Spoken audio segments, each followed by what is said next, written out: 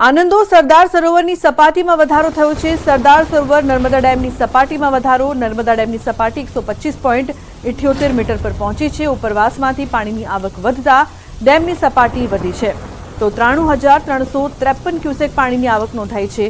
39,705 cusec જાવક। ડેમની મહત્તમ સપાટી 138.68 મીટર છે।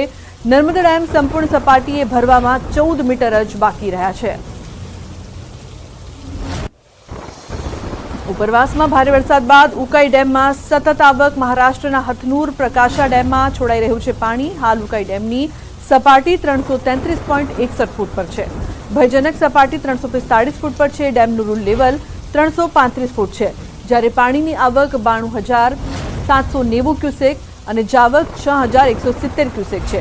તો ડોસવાડા ડેમ ભયજનક સપાટીએ છે। ડોસવાડા ડેમની સપાટી 405 ફૂટ છે અને ભયજનક સપાટી 405 ફૂટ છે। ઉપરવાસમાં ભારે વરસાદ। ઉકાઈમાં સતત પાણીની આવક નોંધાઈ રહી છે। ડેમની સપાટી 333.61 ફૂટ। અત્યારે આપ જોઈ રહ્યા છો સરદાર સરોવર ડેમ અને બીજી તરફ ઉકાઈ ડેમ। ડોસવાડા ડેમ ભયજનક સપાટીએ છે 125.78 મીટર, જ્યારે 333.61 ફૂટ સરદાર સરોવર અને ઉકાઈ ડેમની જે સપાટી છે એટલા ફૂટ વધારો તેમાં જોવા મળી રહ્યો છે। ઉલ્લેખનીય છે કે દક્ષિણ ગુજરાતમાં સતત વરસાદની વચ્ચે પાણીની પણ આવક નોંધાઈ રહી છે સરદાર સરોવર અને ઉકાઈ ડેમમાં। તો ઉપરવાસમાં ભારે વરસાદ અને ઉકાઈમાં સતત પાણીની વધતી આવક જોવા મળી રહી છે। ડેમની સપાટી 333.61 ફૂટ પર, જ્યારે ભયજનક સપાટી 345 ફૂટ છે। મહારાષ્ટ્રના નાસિકમાં લૂંટારુઓ બેફામ બન્યા છે। ધોળા દિવસે લૂંટ કરીને થઈ ગયા ફરાર। મહિલાના ગળામાંથી ચેન લૂંટીને ફરાર થયા છે। લૂંટની આ ચોંકાવનારી ઘટના સીસીટીવીમાં કેદ થઈ છે। દ્રશ્યોમાં જોઈ શકાય છે કે લૂંટારુ પહેલા મહિલાની આસપાસ ઘૂમી રહ્યા છે। મહિલાને શંકા ન જાય તે માટે ફોન પર વાત કરવાનું નાટક પણ કરે છે અને તક મળતા મહિલાના ગળામાંથી ચેન આંચકી લે છે। આ દરમિયાન અન્ય એક લૂંટારુ બાઇક લઈને તેની રાહે ઊભો હોય છે અને લૂંટ કરીને બંને લોકો બાઇક પર ફરાર થઈ જાય છે। તો સમગ્ર ઘટના સીસીટીવીમાં કેદ થઈ છે। કઈ રીતે ધોળા દિવસે ચેન સ્નેચિંગની ઘટના સામે આવી। સોશિયલ મીડિયામાં ભ્રામક પોસ્ટ કરીને લોકોને ગેરમાર્ગે દોરનાર વ્યક્તિની અટકાયત કરવામાં આવી છે। અમદાવાદ ક્રાઇમ બ્રાન્ચે પ્રશાંત દલવાડીની અટકાયત કરી છે। પ્રશાંત દલવાડીએ સોશિયલ મીડિયા પર પોસ્ટ કર્યો હતો વિડીયો। ચીનના તૂટેલા રસ્તાના વિડીયોને ગુજરાતનો બતાવીને વાયરલ કર્યો હતો। ફરિયાદ દાખલ થતાં આરોપીએ પોસ્ટને ડિલીટ કરી દીધી હતી।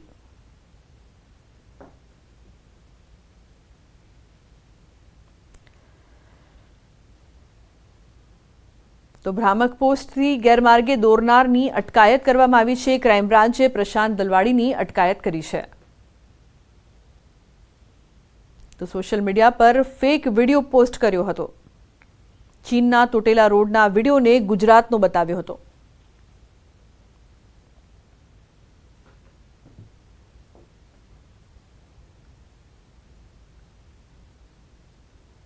તો ભ્રામક પોસ્ટથી ગેરમાર્ગે દોરનારની અટકાયત।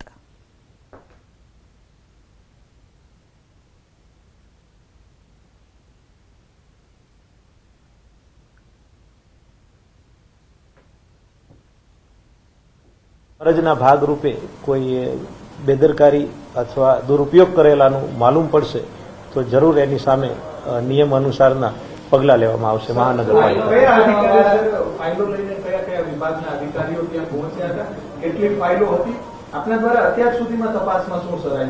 કેટલી ફાઇલો હતી મેં આપને જણાવી દીધું કે 40 જેટલી ફાઇલો, રજીસ્ટરો અને એમબી ત્યાંથી મળી આવેલી છે। એ જે વિભાગનો હવાલો સંભાળતા હતા રાજીનામું મંજૂર થયા પહેલા, એ વોટર પ્રોજેક્ટ અને ડ્રેનેજ પ્રોજેક્ટને લગતી ફાઇલો હોવાનું પ્રાથમિક દ્રષ્ટિએ જણાઈ આવ્યું છે।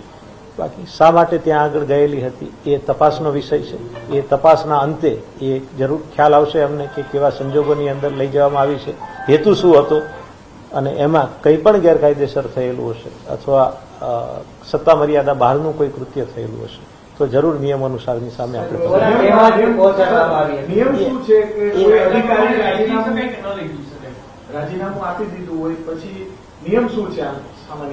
સામાન્ય રીતે રાજીનામું આપી દીધા પછી મહાનગરપાલિકાના કાર્યને લગતી ફાઇલોમાં એમની કોઈ સત્તા મર્યાદાઓ રાજીનામું મંજૂર કરેલા અધિકારીની ન હોઈ શકે, એટલે ફાઇલો ઉપર કોઈ નિકાલ કે નિર્ણય કરવાના અધિકારો રહેતા નથી।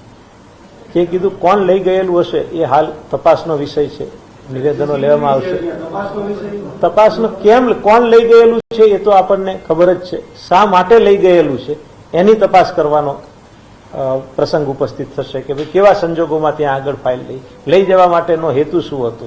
સીસીટીવી ફૂટેજ છે એની પણ અમે મેળવીશું નકલ સીસીટીવી ફૂટેજને. ગઈકાલે ફાઇલો બરામદ કરેલી છે, હજુ ફૂટેજને આ બધું લેવા માટેની કાર્યવાહી આપણે ચાલુ છે.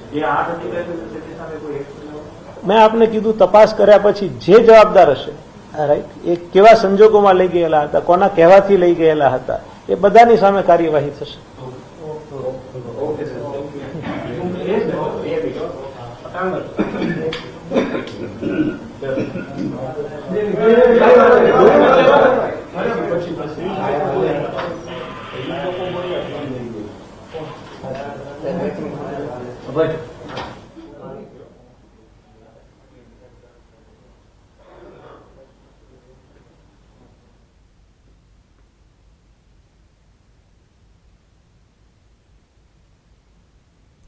ગુજરાતમાં 10 આઈએએસ અધિકારીઓની બદલી. સાબરકાંઠા, પોરબંદર, નર્મદાના કલેક્ટર બદલાયા છે. ભાવનગર મનપા કમિશનર પણ બદલાયા છે. મહત્વપૂર્ણ સમાચાર સામે આવી રહ્યા છે. સાબરકાંઠા, પોરબંદર અને નર્મદાના કલેક્ટર બદલાયા છે, તો ભાવનગર મનપા કમિશનર પણ બદલાયા છે. વધુ માહિતી માટે સંવાદદાતા ગીતા મહેતા ફોનલાઈન પર જોડાયા છે. ગીતા, શું અપડેટ પ્રાપ્ત થઈ રહી છે આ સમગ્ર મામલે? જી, ઘણા સમયથી બદલીઓ થાય તેવી સંભાવના હતી, પરંતુ સૂત્રો કહી રહ્યા હતા કે બદલીઓ ટુકડે આવશે અને એવું જ બન્યું છે.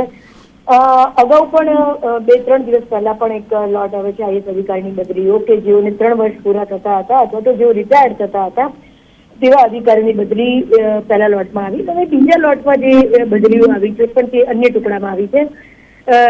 10 જેટલા આઈએએસ અધિકારીઓની બદલી આવી છે. રાજ્ય સરકારે વિવિધ જિલ્લાઓના કલેક્ટર અને અન્ય મહત્વપૂર્ણ પદો પર નવા અધિકારીઓની નિમણૂક કરી છે, જેમાં સૌથી મહત્વની નિમણૂક રતનકર ગઢવી સારણની છે, જેઓ સમગ્ર શિક્ષા અભિયાનમાં ડિરેક્ટર હતા. તેઓને ગાંધીનગરથી બદલીને સાબરકાંઠા કલેક્ટર, હિંમતનગર કલેક્ટર તરીકે તેમને મૂકવામાં આવ્યા છે.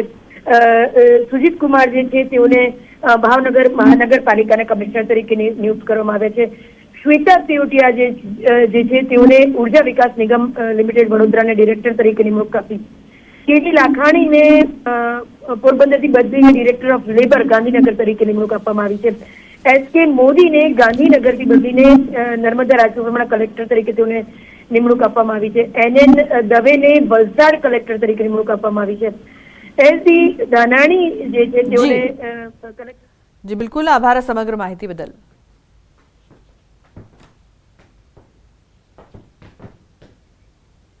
સમાચારનો પ્રવાહ યથાવત રહેશે. હાલ રોકાઈશું એક બ્રેક માટે. આપ જોતા રહો ન્યૂઝ 18 ગુજરાતી.